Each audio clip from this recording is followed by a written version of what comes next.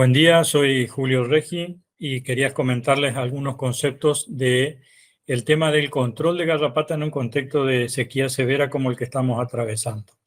Y entender un poquito qué cosas cambian en el tema de garrapata cuando sucede lo que está sucediendo con el déficit de agua que hay.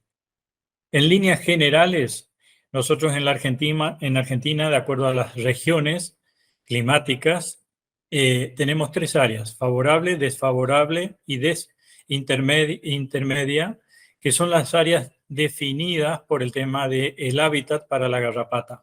Básicamente, el clima, la lluvia, es lo que marca la diferencia entre áreas favorables, intermedia o desfavorables, de acuerdo al déficit de agua que hay.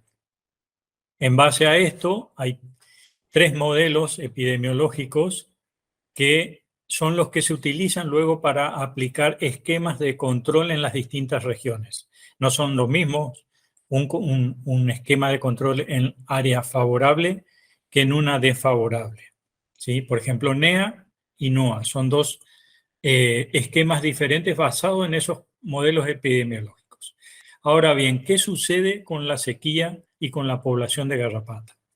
Básicamente sabemos que en la etapa del ciclo que está la garrapata sobre el animal, el clima no interfiere, pero sí interfiere, y de una gran manera, cuando está en la etapa en el suelo. Cuando esa garrapata cae a poner sus huevos, entra en etapa de incubación, eclosión o nacimiento de las larvas y la supervivencia larval.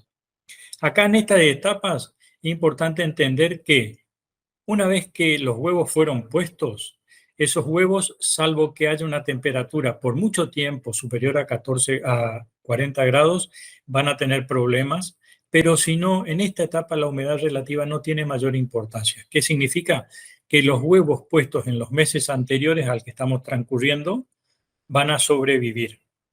Y teniendo en cuenta que en la eclosión o nacimiento de las larvas sí la humedad relativa es muy importante porque es la que determina el nacimiento de las larvas, y a medida que va aumentando hacia el 80% de humedad, se concentran los nacimientos y ahí hay los picos de nacimientos.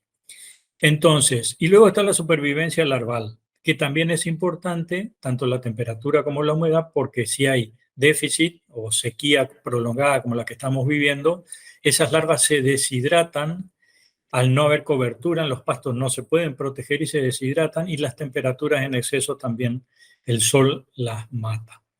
Ahora es importante entender que habiendo huevos en el pasto y empezando a transcurrir una etapa ahora en marzo que según dicen va a llover algo, es importante entender que aunque la lluvia no sea suficiente para producir cantidad importante de pasto, sí va a ser suficiente para producir la eclosión y nacimiento de las larvas, y entonces nos veremos con picos de parasitación imprevistos.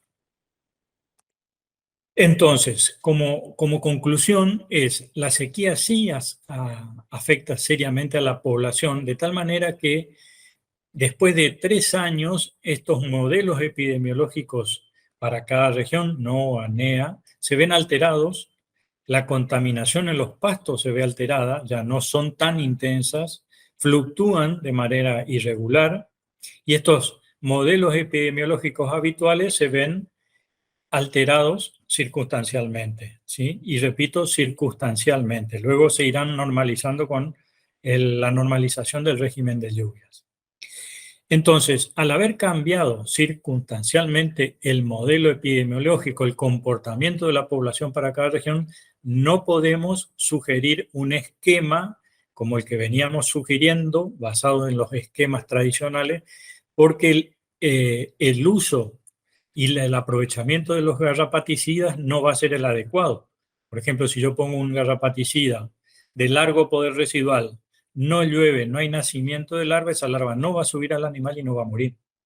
Entonces aquí es importante entender que lo que vamos a sugerir es un modelo de un plan de contingencia donde la observación del personal de campo es de vital importancia, porque son quienes luego de las primeras lluvias, aunque no sean importantes para mucho pasto, sí va a ser para el nacimiento de las larvas y son los que van a alertar 2 semanas después de esas primeras lluvias de que se van a empezar a observar parasitaciones arriba de los animales. Ese es el momento en el cual se debe aplicar y el comienzo del esquema. Se aplica el primer Atrafix FC, que es un producto compuesto por una cipermetrina, que lo que va a hacer es voltear lo que ya está más avanzado arriba del animal, y con el fluazurón, que lo compone también, irá, cuando el animal regrese al portero, a recoger, a cosechar las larvas y eliminar las larvas que serían los padres de la siguiente generación. Eso es lo que hay que hacer. Se repite un segundo Atrafix FC a los 37 días, que sería un tiempo prudencial entre el poder residual absoluto y cuando se estarían comenzando a parasitar de nuevo. Repito, la cipermetrina eliminaría esos estadios adultos.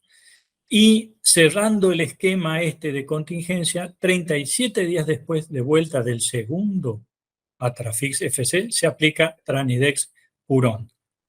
De esta manera cumplimos con una de las herramientas básicas del control integral cuando hablamos de control de garrapatas, que es para preservar los principios activos, que es la rotación de drogas o principios activos de distintos mecanismos de acción. Eso es fundamental. También va a ser fundamental que puedan hacer, en la medida que vean garrapatas en los animales, recojan garrapatas y lleven a los distintos organismos que hacen diagnóstico de resistencia para ver en el futuro con qué drogas van a poder contar en un esquema cuando la situación se normalice. Y de cara a los próximos años y el escenario que vamos a tener de desafío constante de brotes de tristeza es la inmunización. Los animales que van a quedar en el establecimiento deben ser incluidos en un plan de inmunización contra la tristeza bovina. Gracias.